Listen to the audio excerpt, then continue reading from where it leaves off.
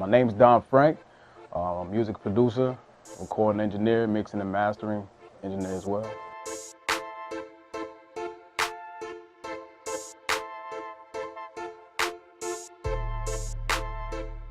Growing up, my older brothers used to play a whole lot of music. My older brother used to be a DJ. He used to DJ all the house parties that we used to have, all birthday parties and everything. My other brothers, you know, they just listen to hardcore rap, hardcore music and everything, from West Coast to East Coast, everything. And then I used to, you know, drive around my father as a real toddler, and he used to listen to a lot of cultural music as well too. So I grew up learning the best of all worlds and everything, and just became a musical producer overall. What got me into producing my first song, I had a friend named Dada. I had a group named SWZNB back in high school and everything. He gave me my first program. Shout out to those guys, man. Like, they really grew with me. Gave me my first program, FL Studio and everything, and ever since then, he just showed me the ropes. You know, just gave me some tutorials, and we used to play around in the studio. From that point on, we got a mic, got some interfaces, some speakers, and that's all she wrote.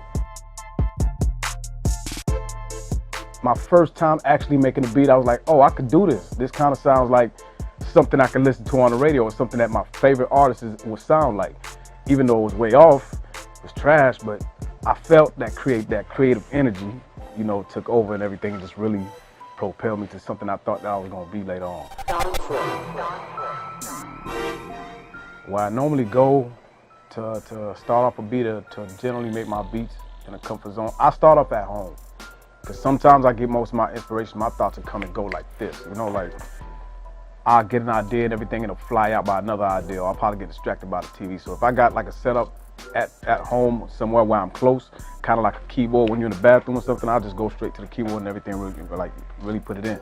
So it comes to times where it's possibly like 2 in the morning, you know, if I'm actually up, if I'm not really doing too much and everything, and I just hop on the keyboard and everything and just really start pushing buttons. But if it's really more so of a setting, I possibly come to the studio. I come to the studio, lock and loaded, ready to go. You know? The most shortest session I've ever had was a 2-hour session that I was booked in from Midtown at one point.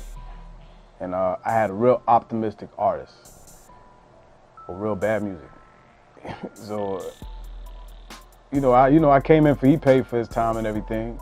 I'm normally a person who likes to work with people and let them know what they can do, you know, a lot better. But sometimes when you only book for about a couple hours and everything, you try to give them a bang for the buck.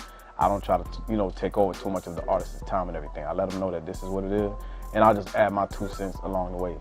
But this wasn't so good. This was kind of trash, like trash, you know. But he was into it. He had his girl amping him up and everything, and I respected it, dude. I respected him. He was a, you know, upcoming artist and everything, so I couldn't say yeah and nay and everything. I just told him, look, just need a little bit more work.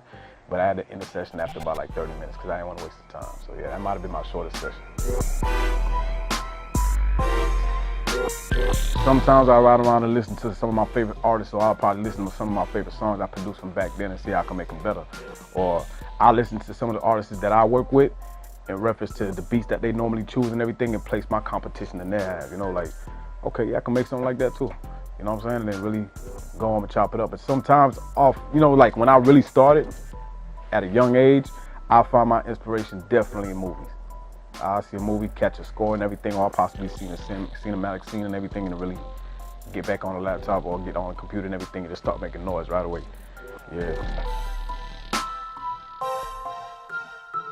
I like to start everything from scratch, original, generic. I'll start with a clean slate canvas and actually go in like purely brand new drums, brand new melodies, brand new pianos, keys, depending on what I'm feeling, what I got to find, I'll go out and search for it.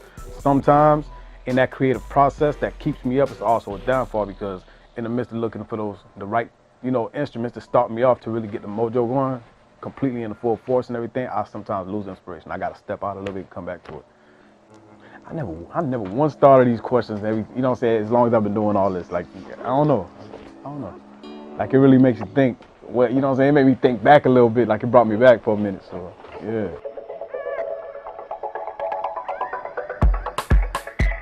Nowadays, it's all about money, but remember where it started off. You know, it started off as a hobby.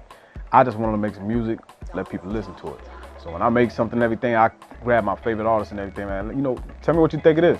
So instantly, I'll shop it out to the artist right away. You know what I'm saying? Like I won't hold a, you know, tell me what you think it is. Let's see if we can make something work. And if they got like an idea, half the time they'll start writing or reciting some rhymes and everything in the moment. That gives me the drive and everything, and that keeps me going and everything. Other than that, I'll possibly even just make beats and everything just to hold them around for specific artists I know I'll run into later, you know? What's the funnest part about making, being a producer? Making the beats, being in the moment, being in action. Actually having an idea that I got locked in mind and having a canvas and the tools for me to express that the exact way that I heard it. So I could really say, you know, I came up, this was inspiring. Or when I was walking down the street, I seen this at this, so, you know what I'm saying, so-and-so's house and everything, and then I had to put that on, you know, on a beat and everything. It just gave me an idea, brought me back to a place and time. And I just think of a melody. Don't stop grinding. Find a passion, find something that you like about it, and use that to keep going, because you're gonna get a lot of criticism, you're gonna get a whole lot of hatred. People not gonna like you for what you know how to do, that they might not know how to do and everything, and then they're gonna always find a way to criticize your stuff, your music and everything. Just keep going, build on it, you know?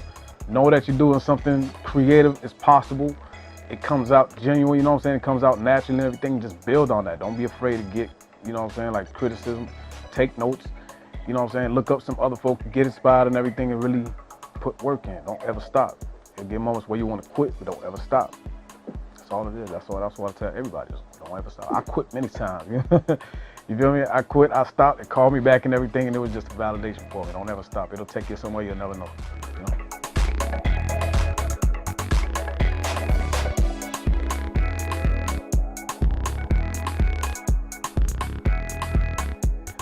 All right, hey, I'm Don Franc. Thanks for tuning in to Stereo.